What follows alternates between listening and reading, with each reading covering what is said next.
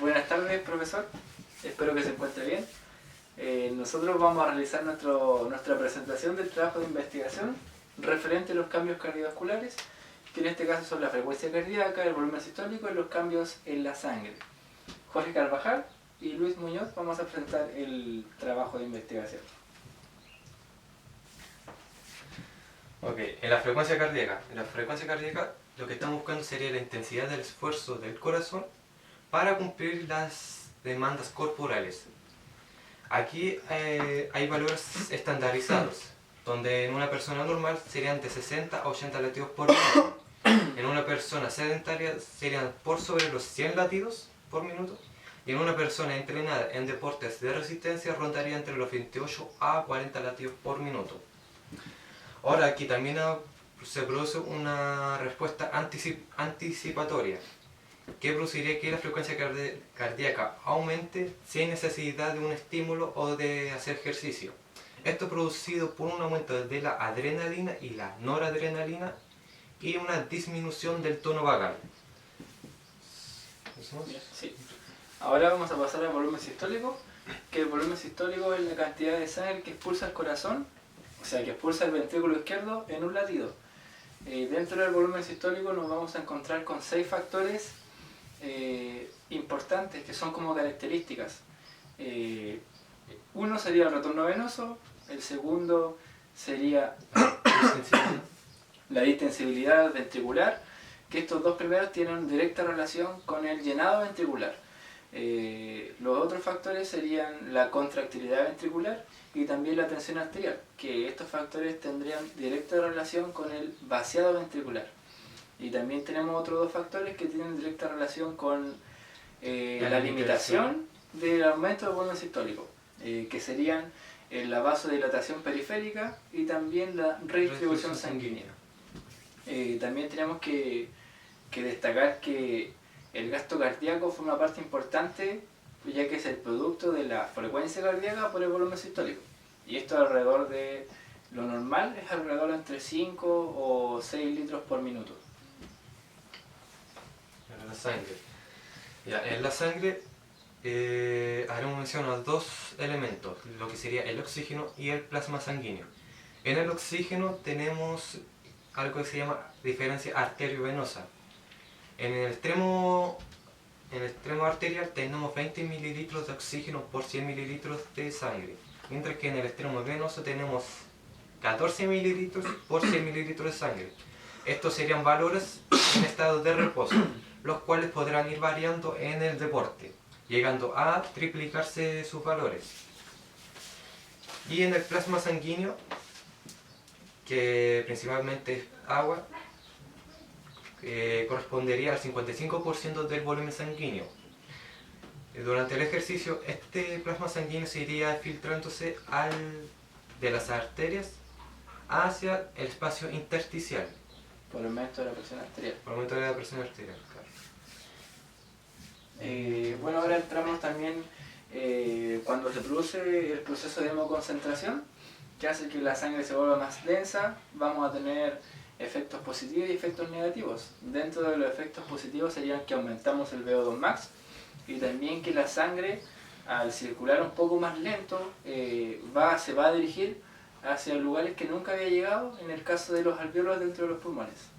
Y factores negativos serían que la frecuencia cardíaca va a estar aumentada a una misma intensidad.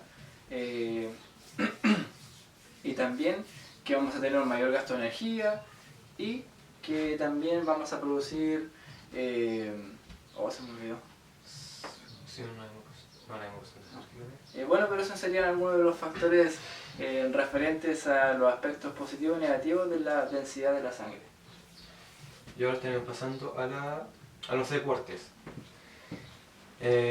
Como deporte anaeróbico elegimos los 100 metros planos, el cual sería un deporte donde hay que correr 100 metros planos a una alta intensidad en el menor tiempo posible, donde estaremos ocupando principalmente el mecanismo de los fosfágenos, el metabolismo de los fosfágenos. O anaeróbico, porque igual ocupamos glucólisis. Ah, sí. Y el metabolismo energético anaeróbico. Ahí sí. Bueno, en relación a la frecuencia cardíaca dentro de los 100 metros planos y en referencia a los deportes de elite, nos vamos a encontrar con la respuesta anticipatoria, lo cual aumenta nuestra frecuencia cardíaca preparándonos de mejor forma ante el esfuerzo físico, deporte o ejercicio. En los casos de esta carrera va a estar aumentada, y eso es un factor positivo, ya que la prueba es de corta duración, no son más de 10 segundos, y si yo no aumentara mi frecuencia cardíaca sería un cambio muy brusco de 0 a 100, y eso sería un factor malo. Ahora los valores de la frecuencia cardíaca durante los 10 segundos va a tener siempre un aumento, nunca se llega a estabilizar, pero tampoco llega a una frecuencia cardíaca máxima. O sea, yo aumento la frecuencia, aumento, termina la prueba y recién ahí yo voy descendiendo un poco la frecuencia cardíaca, pero nunca se estabiliza y nunca llega a valores máximos.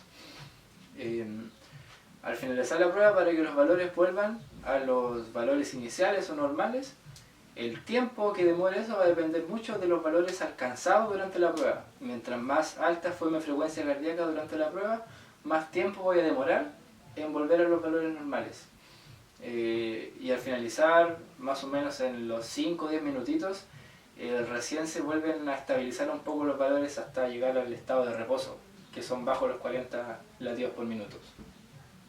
Bien, ahora también se van a producir cambios en el volumen sistólico. En este deporte lo que va a ocurrir es que se van a llegar a duplicar los valores estandarizados, que llegarían de 210 a 215 mililitros por latido.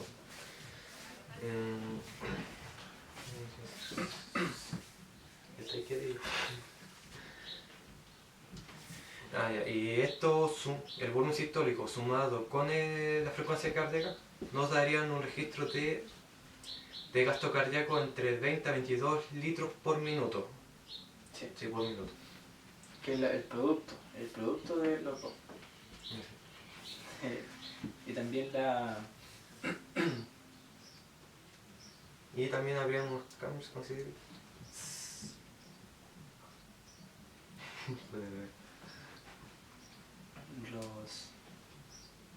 Y el volumen sistólico también se vería influenciado por ciertos mecanismos o factores, que dentro de los factores estarían la contractilidad ventricular, la tensión arterial y el mecanismo del aumento de la contractilidad sin aumento de la distensibilidad ventricular. Ya que al ser una prueba de alta intensidad, sí o sí va a aumentar un poco el volumen sistólico, pero no es necesario que aumente la distensibilidad porque no le va a dar tiempo de que el músculo se puede estirar bien. Y eso produce el aumento del volumen sistólico. Ahora vamos a pasar a los cambios en la sangre. Principalmente vamos a tener cambios similares en todas las carreras que sean de 100 a 200 metros planos, ya que sí o sí se produce una hemoconcentración, principalmente porque se filtra, gracias al que aumenta la presión arterial, se filtra el agua hacia el espacio intersticial, también aumenta el volumen de hematocritos y eso produce la hemoconcentración. Y además que se generan desechos o metabolitos, lo que produce que aumente la gradiente osmótica. Eso sería en referencia a los deportes anaeróbicos, que en este caso ocupamos los 100 metros planos. Ahora pasamos al deporte aeróbico, que en este caso elegimos la maratón. ¿Yo lo sí? Bueno, la maratón es un deporte aeróbico, como lo dice acá, que principalmente está ligado al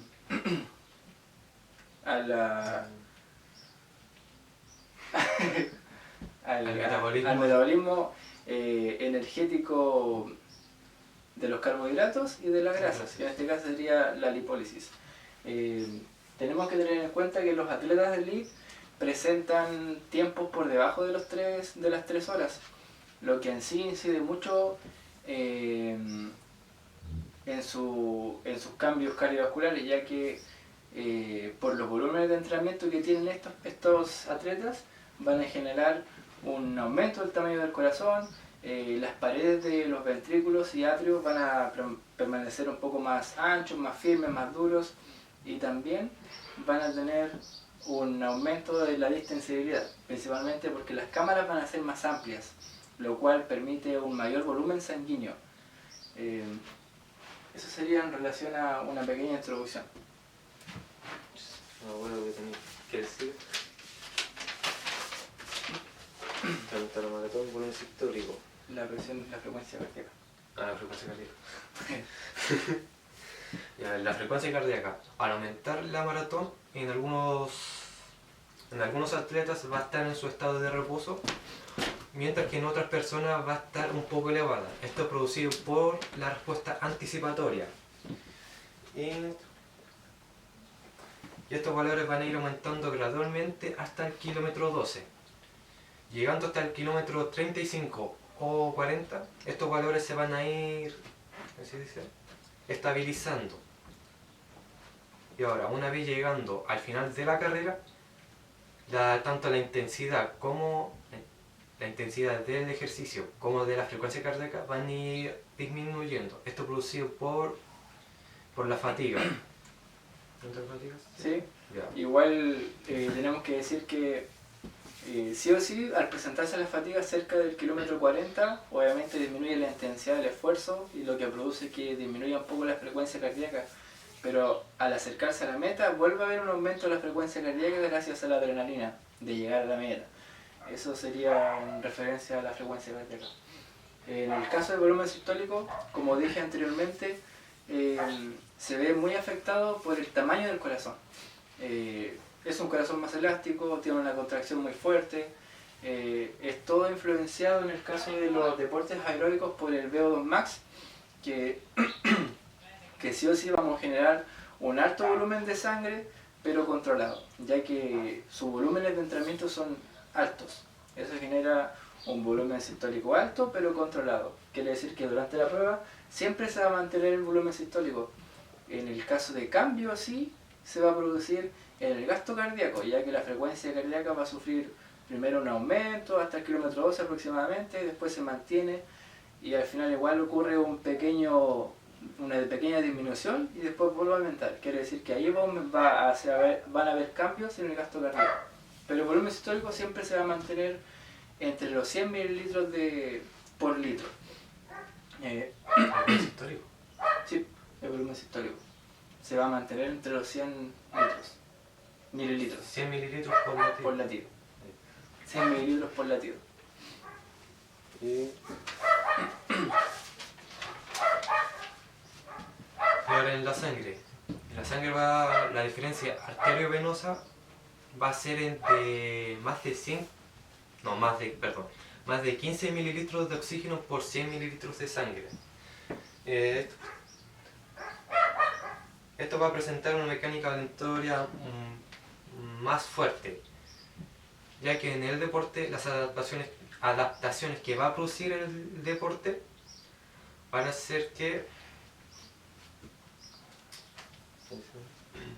el oxígeno va a circular mejor porque va a tener una mecánica respiratoria fuerte. Eso hace que el oxígeno vaya principalmente hacia los músculos locomotores más que músculos respiratorios. Por eso se produce una mejor respiración y en sí una mejor mecánica ventilatoria.